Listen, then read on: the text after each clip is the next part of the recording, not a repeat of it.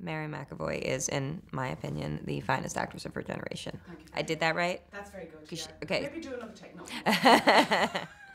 I have better. Hold on. The film. I was just saying to Matthew, I need to go and see it, and I think you have to see it about 3 or 4 times. There's just so many themes in it, and your character, she's quite a lonely woman, isn't she? Yes, she is. Because we don't want to give away anything, but she's a woman of yearning, and she has a yearning in her, and a certain sorrow. Is it difficult to play a character like that? Can you leave her behind at the end of the day?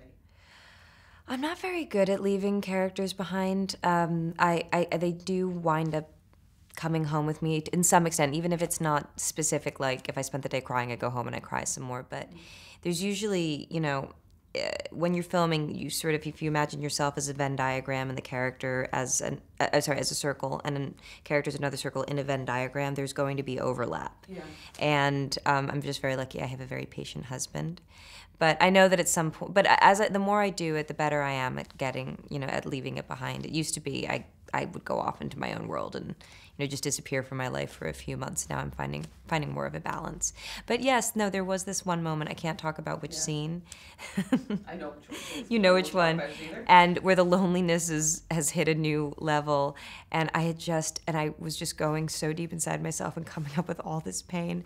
And I turned to our producer, Emma Thomas, who's one of the nicest people I've ever met. And I just said, God, can you give me a hug? I need to do a comedy so badly. I just need to go have a laugh right now. Because in the film, again, without giving away anything, in all sorts of ways, there's incredible isolation for all of the characters. Mm-hmm. Could you deal with that isolation? If you were put in that situation, could you deal with it? I know I could, but I don't want to. It would be horrible. I'm actually somebody, I like my alone time. I like being by myself, but there are moments when you wake up and you're just like, oh, okay, that's done now. Let's throw a party. Let's bring everybody out. So I do have a mix of the solitary and the social, but to have to be as lonely as my character, because the thing is, in order for her to be on this crew, she had to lead a lonely life on Earth. Yes.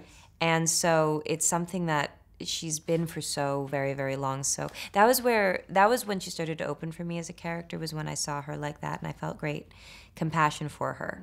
That she'd had to keep such tight guard over her heart for her whole life.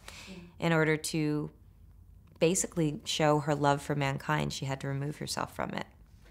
When you just mentioned love, and in that sense, I find, I've been speaking to a few of the journalists out there, and we all of us have actually an emotional and almost spiritual reaction to the film, rather than the science. Mm-hmm. It's almost like they both cross over. Yeah. Did you feel that when you read it at first? Yes, very much so. I've never thought that science and spirituality were separate things. I've always been very comfortable with the idea that they come from the same place and that they're interwoven. And so when I found this character who believes that as well, I was very excited that I was going to get to play her. And then I found, but still, it's not necessarily, I mean, even now, I've not articulated it very well, but Einstein has a great quote, and I might butcher it right now, but I hope I don't, which is, science without religion is lame, and religion without science is blind. Into that good night. Old age should burn and rave at close of day. Rage against the dying of the light. All right, are you ready? Yes, you are.